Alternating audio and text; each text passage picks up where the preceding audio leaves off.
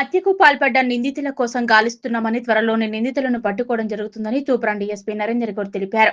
ఇతర రాష్ట్రాల నుంచి పొట్టకుట్టి కోసం వలస వచ్చిన కార్మికుడు చిన్నశంకరంపేట మండలం మిర్జాపల్లి గ్రామ శివారులో ఓ పరిశ్రమలో పనిచేస్తూ దారుణ హత్యకు గురైన ఘటన ఆదివారం అర్ధరాత్రి చోటు చేసుకుంది.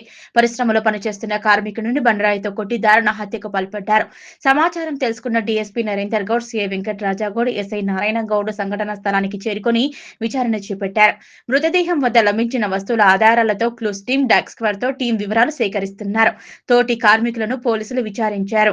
ఈ సందర్భంగా డీఎస్పీ నరేందర్ గౌడ్ మాట్లాడుతూ మీర్జాపల్లి శివారులో రాత్రి 11-12 గంటల మధ్యలో హత్య జరిగినట్లు సమాచారం రావడంతో సంఘటనా స్థలానికి చేరుకుని విచారణ చేపట్టినట్లు తెలిపారు.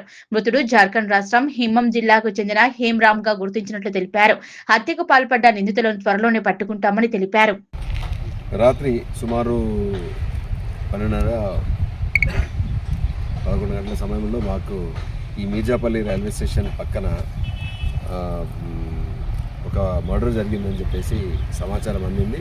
సో దానిలో భాగంగా ఎస్ఐ గారు, సిఐ, మేము అంతా కూడా స్పాట్ విజిట్ చేయడం జరిగింది. మృతుడు ఎవరైతే ఉన్నారో ఇక్కడనే ఒక కంపెనీలో పనిచేస్తాడు. ఈయన హేమారామ్ అని చెప్పేసి జార్ఖండ్ రాష్ట్రానికి చెందిన ఖమ్మం జిల్లా నుంచి వచ్చి ఒక 20 సంవత్సరాల యువకుడు. ఆయనని ఒక ఏదో గుర్తు తెలియని వ్యక్తులు ఒక రాయితో, బౌల్డర్ తోటి తల మీద మోదీ చంపినట్లు తెలుస్తుంది. సో దీనికి సంబంధించి క్లూస్ టీము, డాగ్ స్క్వాడ్, తర్వాత మా టీమ్స్ అన్నీ కూడా ఇన్వెస్టిగేషన్ టీం అంతా కూడా మేము వచ్చినాము. ఒక కేసు నమోదు చేసుకొని దీని మీద పూర్తి స్థాయిలో ఇన్వెస్టిగేషన్ చేసి ఎవరైతే గుర్తు తెలియని హంతకులు ఎవరైతే ఉన్నారో వాళ్ళను మేము వీలైనంత తొందరగా మేము ఈ కేసును డిటెక్ట్ చేయడం జరుగుతుంది.